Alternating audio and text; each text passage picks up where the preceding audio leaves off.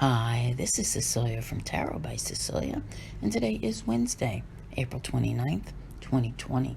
The tarot card for today is the Three of Wands from the Kaleira's Curse Tarot by Daphne Lemke.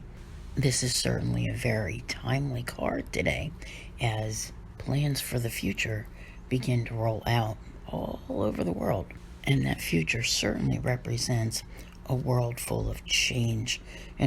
Right now we already have, but we definitely are turning our backs on what was and looking toward the changes that are coming our way. And in many areas, this will be, continued guidelines, with slow reopenings, things of that nature. Not here because it's going to be a while, but nevertheless, those things are all still being discussed. Now, whether it's on a personal level or you're looking at it from, your locale as to where you live and what's going on, this is a card of preparation, okay?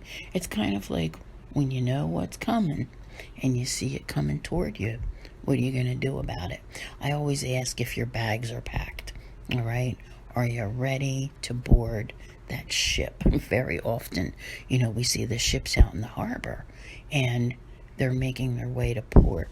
The old saying, your ship is coming in.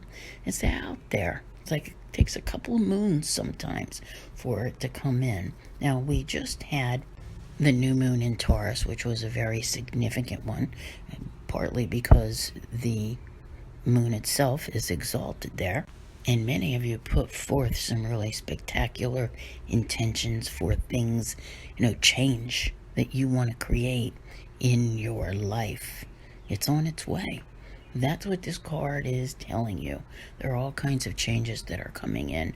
Things will definitely not resemble the way they were before. And, it's up to you. Are you ready for it when it arrives? So, foresight is a very key component here.